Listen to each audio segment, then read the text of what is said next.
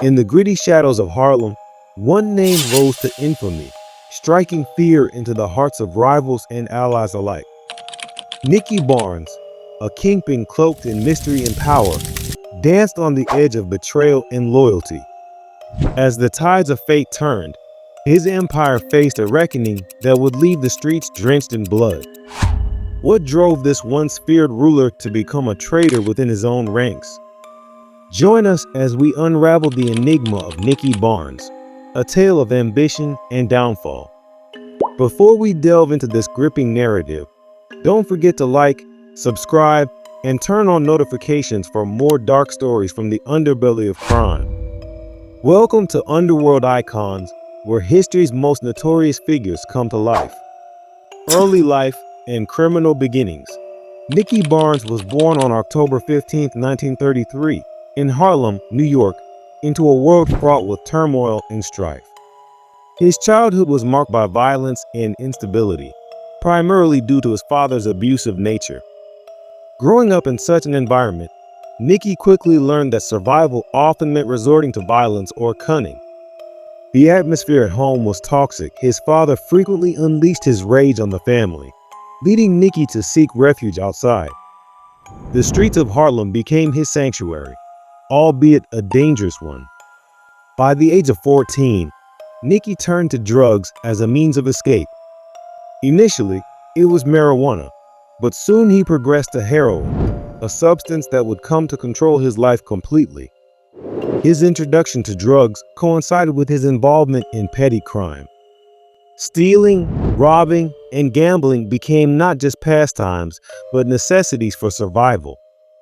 This early descent into crime set the stage for a life marked by chaos and conflict.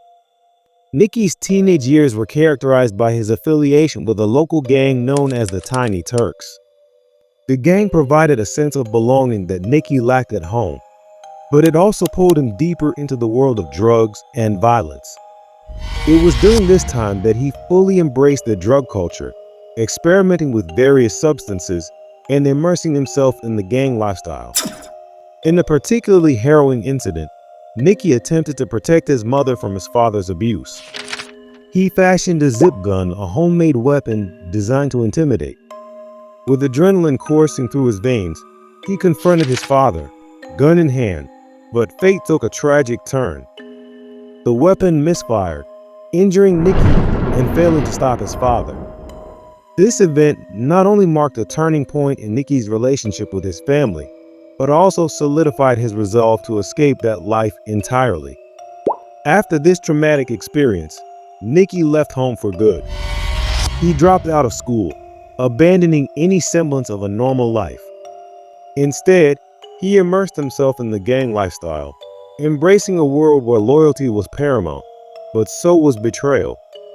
This decision would lead him down a dark path, filled with choices that would haunt him for years to come. If you're enjoying this video so far, don't forget to hit that subscribe button. Entering the drug trade. With no formal education and a penchant for crime, Nicky quickly became entrenched in the drug trade. By the time he reached his 20s, he was making a name for himself in Harlem as a dealer. His hustle was relentless, and he soon began making runs back and forth from East Harlem, delivering heroin and establishing connections with various distributors. Nicky's financial success skyrocketed as he began raking in upwards of $1,000 a day. In the 1960s, this amount translated to roughly $10,000 in today's money, a staggering sum for someone his age. Yet, despite his newfound wealth and status, Nicky struggled with his heroin addiction. The irony was not lost on him. He was selling drugs while simultaneously falling deeper into addiction. His inability to kick the habit would prove to be his downfall. Nicky's luck began to wane when one of his fellow users, looking to save himself from legal troubles, became an informant. This betrayal led to Nicky's arrest, and he faced serious charges that threatened to dismantle everything he had worked for. Behind bars, however, Nicky's fate took another turn. He encountered a seasoned criminal named Matty Madonna, who would become a pivotal figure in his life. Matty recognized Nicky's potential and took him under his wing, teaching him the ropes of organized crime. During his time in prison, Nicky underwent a transformation. He realized that to truly succeed in the drug trade, he needed to shed his addiction and embrace a new way of thinking. With Maddie's guidance, Nicky learned about the intricacies of running a drug empire. By the time he was released from Greenhaven Prison in 1962, he was clean and ready to reclaim his place in the underworld. The formation of the council. Upon his release, Nicky was determined to create an organized crime syndicate, an entity that would dominate the drug trade in Harlem. He understood that to achieve this, he needed to surround himself with the best and brightest in the business. Thus, he set out to form what would become known as the Council. The members of the council were carefully selected for their skills, influence, and loyalty. Frank James, one of Harlem's most feared dealers, was the first to join. Nicky recognized Frank's reputation and knew that aligning with him would solidify his position in the drug world. Next came Wally Rice, a savvy businessman who understood the importance of diversifying income. Wally invested his profits in real estate, a move that would later prove to be strategic. Joseph Hayden, known on the streets as Jazz, was another recruit. Jazz was a charismatic dealer with a knack for sales, and Nicky saw potential in him. To extend their reach beyond Manhattan, Nicky enlisted Thomas Foreman, a dealer from Brooklyn who had established connections in that area. Finally, he brought in Guy Fisher, a young and ambitious dealer from the South Bronx who Nicky saw as a protege. Last but not least was Ishmael Muhammad, a devout Muslim who served as the group's spiritual leader. Together, these men formed the Council, a powerful organized crime syndicate that would control the heroin trade in Harlem and beyond. They pledged loyalty to one another, creating a bond that was vital in the cutthroat world of drug trafficking. Under Nicky's leadership, the council operated like a well-oiled machine, generating an astonishing $30 million annually. This success brought both wealth and notoriety, but it also attracted unwanted attention from law enforcement. The heroin that the council dealt was of high purity, often referred to as white heroin. It was in great demand during the late 1960s and early 1970s, as the counterculture movement fueled drug experimentation among youth. Nicky capitalized on this burgeoning market, establishing a network of dealers and street-level pushers who ensured the product reached consumers quickly and efficiently. As the council grew, so did the violence associated with the drug trade. Rival gangs and dealers sought to disrupt Nicky's operations, leading to turf wars that often ended in bloodshed. Nicky had to navigate these treacherous waters carefully, ensuring that his organization remained at the top while maintaining relationships with other criminal entities. He utilized bribery and intimidation to keep competitors at bay, reinforcing his reputation as a formidable player in the drug trade. The rise to infamy. As the council's power grew, so did Nicky Barnes' notoriety. His name became synonymous with the heroin trade in Harlem. In 1977, he achieved a level of fame that few could imagine when he appeared on the cover of the New York Times magazine. The headline read, "Mr. Untouchable," a title that both thrilled and terrified him. At the peak of his power, he had successfully evaded law enforcement despite being arrested 13 times. This audacity fueled his already inflated ego.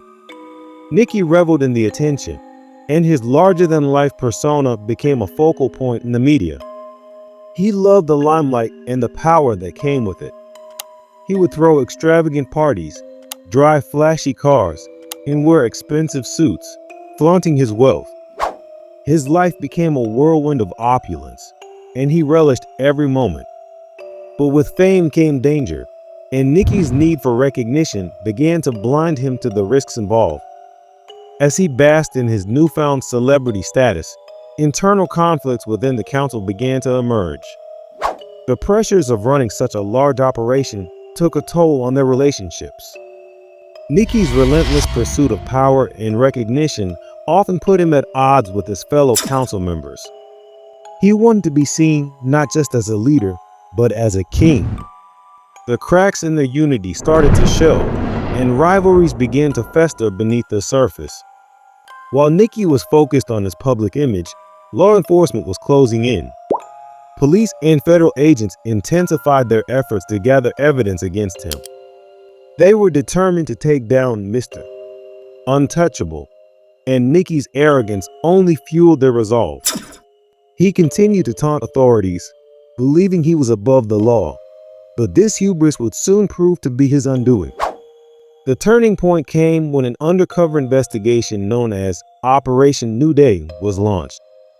Federal agents worked tirelessly to infiltrate the drug networks operating in Harlem, gathering intelligence and building cases against notorious dealers like Nicky. The stakes were high, and Nicky's fall seemed imminent. Betrayal and downfall. The tipping point came when personal betrayals began to unfold within the council. Nicky was involved with several women, but his relationship with Shemeka became particularly tumultuous. Unbeknownst to him, Shemeka began seeing Guy Fisher behind Nicky's back. When Nicky discovered the affair, rage consumed him. He viewed this betrayal as not only a personal affront, but also a challenge to his authority. In a fit of anger, Nicky ordered a hit on Guy Fisher, expecting his loyal council to carry out his wishes. However, the council hesitated. They were torn between loyalty to Nicky and the realization that such a move could fracture their already tenuous alliances. This hesitation infuriated Nicky and marked a turning point in his leadership. Feeling betrayed and losing control, Nicky resorted to drastic measures. Instead of maintaining the organization he had built, he chose to dismantle it from within. He began targeting former allies, leading to a cascade of violence that devastated the council's cohesion. In an attempt to regain power, he betrayed some of his most trusted associates, further alienating them. The chaos surrounding Nicky's actions created an opening for law enforcement to strike. In 1978, after a lengthy investigation, the authorities launched a coordinated raid on the council's operations. They arrested several key members, including Nicky Barnes, who was taken into custody on a slew of drug charges. The fall of Mr. Untouchable was both swift and dramatic, shaking the very foundations of the drug empire he had built. During his trial, Nicky faced overwhelming evidence against him. Witnesses testified to his leadership role in the drug trade, painting a vivid picture of the chaos and violence that surrounded his operations. Faced with the reality of a long prison sentence, Nicky made a fateful decision. He chose to cooperate with the government as an informant. This decision shocked the criminal underworld. The man who had once commanded fear and respect among his peers was now seen as a traitor. Nicky's actions not only threatened his own life, but also endangered those who had once stood by him. His testimony led to multiple convictions, dismantling the remnants of the council and crippling the drug trade in Harlem. In prison, Nicky's life took another dramatic turn. He became a pariah, a traitor in a world where loyalty was sacred. His decision to cooperate with the government made him a target among inmates, and he had to constantly watch his back. Many former friends and associates sought vengeance, while rival gang members saw an opportunity to assert dominance. Nicky's reputation as Mr. Untouchable was shattered, and he found himself isolated and alone. Years passed, and Nicky served his sentence in relative obscurity. Yet, the government's interest in him persisted. After serving 21 years in prison, Nicky was released in 1998 and entered the Witness Protection Program. This program aimed to keep him safe from the very people he had betrayed. The once feared drug lord now lived in anonymity, far removed from the world he had once ruled. Nicky's life in witness protection was filled with challenges. He struggled to adjust to a life without the trappings of wealth and power. The glamorous lifestyle he had once known was replaced by a mundane existence. He lived under a new identity, forced to adapt to a world that was foreign to him. Gone were the flashy cars and expensive suits. He was now just another face in the crowd. Despite these challenges, Nicky managed to find some semblance of peace. He reflected on his past, contemplating the choices that had led him to this point. This life of crime had cost him everything: his empire, his friends, and his dignity. The man who had once held the title of Mr.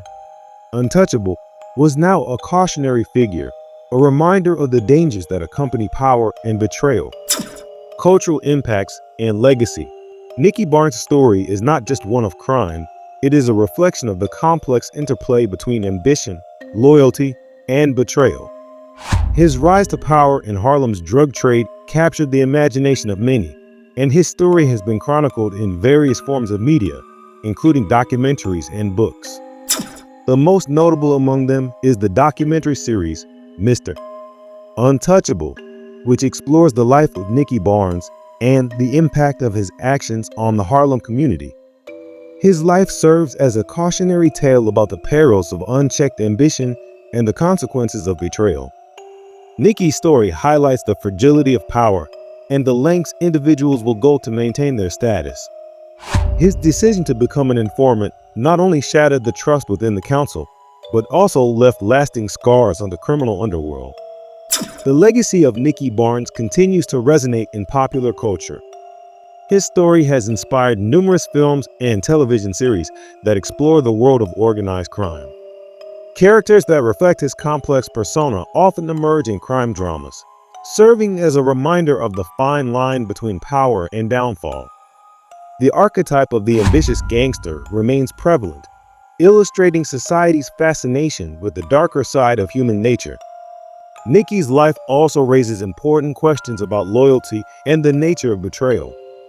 His decision to become an informant shattered the trust within the council and left lasting scars on the criminal underworld. The impact of his actions reverberated beyond his immediate circle, leading to violence and retribution among former allies. His story illustrates how the pursuit of power can lead to moral compromises that ultimately result in personal ruin. The heroin epidemic that peaked in the 1970s and 1980s was in part fueled by the actions of individuals like Nicky Barnes. His rise and fall serve as a reminder of the broader societal issues surrounding drug addiction and the impact it has on communities.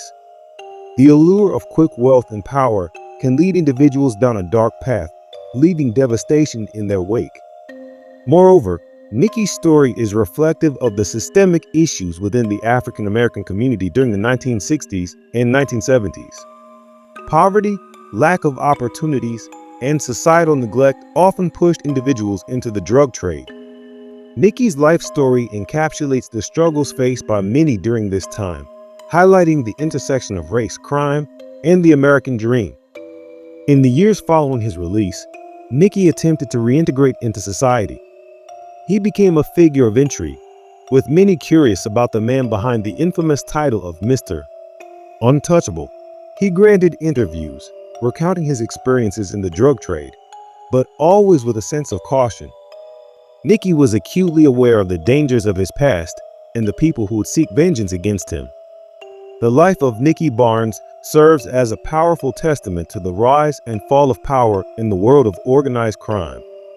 From a troubled youth navigating a violent home to becoming Harlem's drug kingpin, Nicky's journey is one of ambition, betrayal, and ultimately, tragedy. His life encapsulates the allure of wealth and power, as well as the devastating consequences that often accompany such a lifestyle. As we reflect on Nicky's story, we are reminded that the pursuit of power can lead to both greatness and ruin. The man who once held the title of Mr. Untouchable became a ghost, a figure of caution and intrigue. His legacy remains a compelling narrative, illustrating the complexities of loyalty, betrayal, and the human condition. The rise and fall of Nicky Barnes is a story that continues to captivate audiences, serving as a stark reminder that no one is truly invincible in the face of ambition and betrayal. In the end, Nicky Barnes is more than just a name. He is a symbol of the darker aspects of human ambition and the tragic consequences that can arise from a life lived on the edge. His story serves as a reminder to us all about the fragile nature of power and the profound impact of our choices, echoing through the annals of history as both a cautionary tale and a testament to the complexity of the human spirit. If you enjoyed this video, don't forget to subscribe, like, and comment for more videos on Underworld Icons.